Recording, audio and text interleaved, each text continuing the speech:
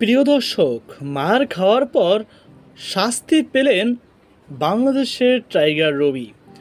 প্রিয় দর্শক, 5 বছরের জন্য নির্বাসিত করার সম্ভাবনা ভারতের। বাংলাদেশ সমর্থক টাইগার রবি দেশে ফেরত পাঠাচ্ছে ভারত সরকার।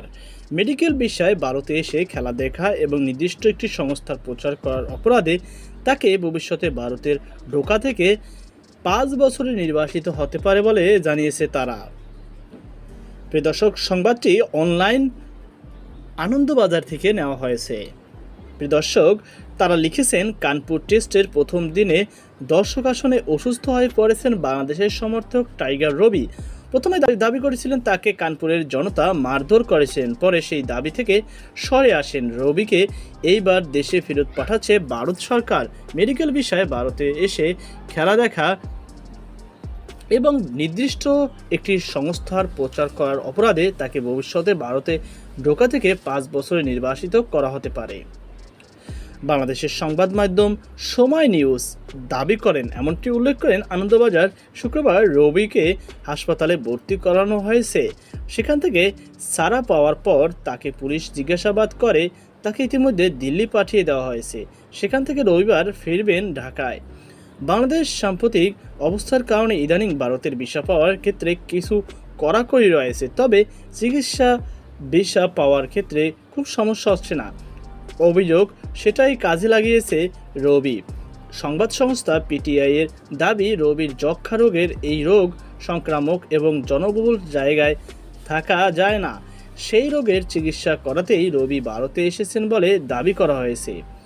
হাসপাতাল থেকে ছাড়া পাওয়ার পর রবির পাসপোর্ট, ভিসা এবং আনুষঙ্গিক কাগজপত্র পরীক্ষা করে পুলিশ। ভারতে চিকিৎসা ভিসা নিয়ে এলেও রবি এখনও কোনো চিকিৎসা করাননি বলে জানা গিয়েছে।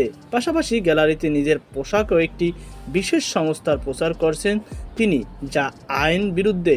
রবিকে দেশে ফেরত পাঠানোর পাশাপাশি ভারতে আগামী বছর তার ঢোকার ক্ষেত্রে নিষেধাজ্ঞা জারি করা হতে পারে।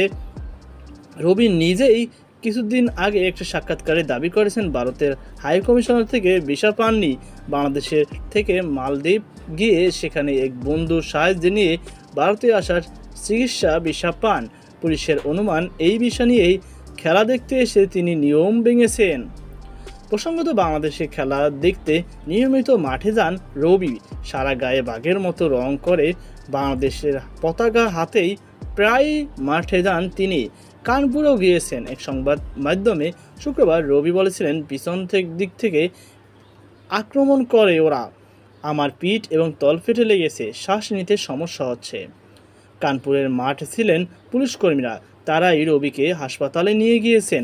পুলিশকর্মীরা যদিও রবিকে মারধরের কথা অস্বীকার করেছেন।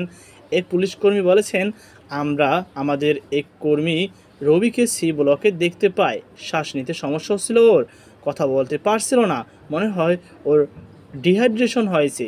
চিকিৎসকরা কি বলেছে সেটার অপেক্ষা আছি।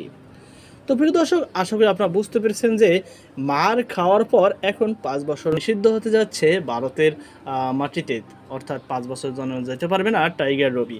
আর যারা অপরাধ করেছে তাদেরকে দামা চাপে দিয়েছে কলকাতার দাদারা। এদের কাছ থেকে এছাড়া আর বেশি কিছু এক্সপেক্টও করা যায় না, কারণ আপনারা জানেন যে ভারতে কি চলছে কি হচ্ছে। তো এই ছিল আমাদের সর্বশেষ আপডেট। সকল বাধা আজকে পর্যন্ত। আল্লাহ হাফেজ।